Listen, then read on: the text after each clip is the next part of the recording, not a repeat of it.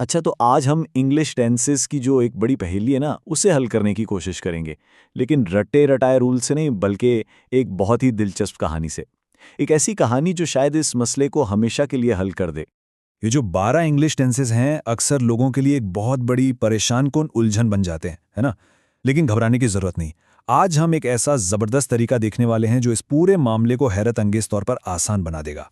तो जनाब, वो तरीका क्या है? वो है एक कहानी। जी हाँ, एक ऐसी कहानी जो टेंसेस के इस मसले को हमेशा के लिए हल कर देगी। तो चलें इस दिलचस्प सफर पर निकलते हैं और देखते हैं कि आखिर ये कहानी है क्या। चलें तो कहानी का पहला हिस्सा शुरू करते हैं। बाबा टेंस का मसला और एक खानदान जो आपस में बटा हुआ है। तो ये है बाबा टेंस और ये बेचारे बहुत परेशान हैं। क्यों? क्योंकि इनके जो 3 बेटे हैं ना, उनकी आपस में बिल्कुल नहीं बनती। हर वक्त बस झगड़ा ही लगा रहता है। अच्छा, तो इनका झगड़ा है किस बात पर?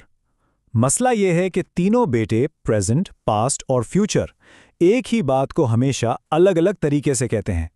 प्रेजेंट कहता है, पास्ट कहता है था और फ्यूचर कहता है होगा। अब एक ही मौजू पर जब 3 अलग अलग बातें होंगी तो जाहिर है इनमें कभी इत्तेफाक हो ही नहीं पाता और हर वक्त बहस चलती रहती है। लेकिन फिर जैसा कि हर अच्छी कहानी में होता है, एक अहम मोड़ आता है। एक जीनियस का मशवरा, एक ऐसा मंसूबा जो इस बिखरे हुए खानदान को जोड़ सकता है। तो एक बहुत समझदार मशीर ने बाबा टेंस को एक हल बताया। उसने कहा कि खानदान को एक वसीयत और शादी के जरिए जोड़ा जा सकता है। अब इससे क्या होगा?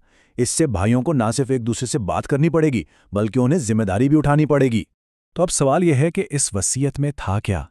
देखें, इसमें कुछ खास शराइत रखी गईं। समझ लें कि इस खेल के कुछ असूल बनाए गए और यही असूल आगे चलकर हमारे टेंसेस के पूरे सिस्टम की बुनियाद बनने वाले हैं। शराइत बड़ी दिलचस्प थीं। पहली शर्त यह थी कि तीनों भाइयों के जो पहले बच्चे होंगे उन सब का नाम बिल्कुल एक जैसा रखा जाएगा। दूसरी शर्त, इसी तरह जो दूसरे बच्चे पैदा होंगे उनका नाम भी एक ही होगा, लेकिन पहले वाले से अलग। और यही सिलसिला आगे भी चलता रहेगा। और सबसे अहम चौथी शर्त यह थी कि भाइयों को ये सारे नाम मिल बैठकर एक साथ तय करने होंगे ताकि उनमें बातचीत तो शुरू हो। तो चलें अब कहानी के सबसे दिलचस्प हिस्से की तरफ चलते हैं। यहाँ हम देखेंगे कि कैसे ये खानदान मुकम्मल होता है और साथ ही साथ हमारा टेंसेस का पूरा ढांचा भी इन्हीं उसूलों पर खड़ा हो जाता है। तो जनाब, पहले पोतों की पैदाइश हुई।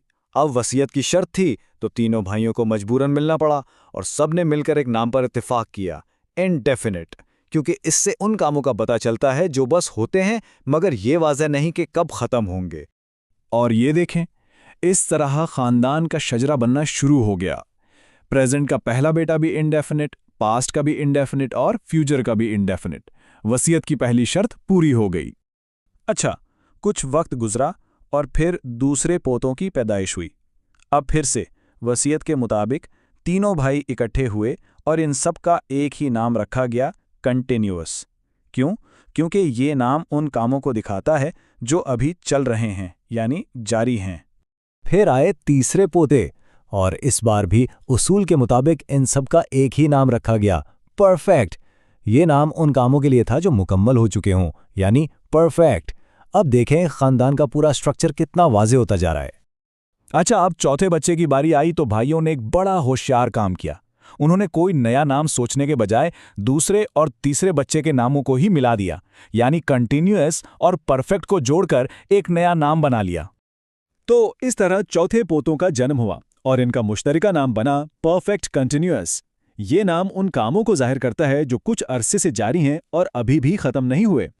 तो जनाब, इस तरह कुल मिलाकर पूरे 12 पोते हो गए, खानदान मुकम्मल हो गया। और सबसे अहम बात, बाबा टेंस की परेशानी खत्म हो गई। वो आखिरकार खुश थे क्योंकि उनका खानदान अब एक हो चुका था। तो इस पूरी कहानी का मकसद क्या था? मकसद ये था कि हमें इन 12 टेंसेस में से किसी का भी नाम रखने का एक बहुत ही आसान फॉर्मूला मिल जाए। और असूल बहुत ही सादा है। इसे बाप प्लस बेटा रूल कह सकते हैं। किसी भी टेंस का पूरा नाम जानने के लिए बस पहले बाप का नाम बोलें और फिर उसके बेटे का नाम। मिसाल के तौर पर पास्ट और परफेक्ट मिलकर बन गया पास्ट परफेक्ट। कितना आसान है। तो ये रहा हमारा मुकम्मल फैमिली चार्ट। एक तरफ है हमारे बाप यानी प्राइमरी टेंसेस जो हैं प्रेजेंट, पास्ट और फ्यूचर, और दूसरी तरफ हैं उनके बच्चे यानी सेकेंडरी टेंसेस जो हैं इंडेफिनिट, कंटिन्यूअस, परफेक्ट और परफेक्ट कंटिन्यूअस।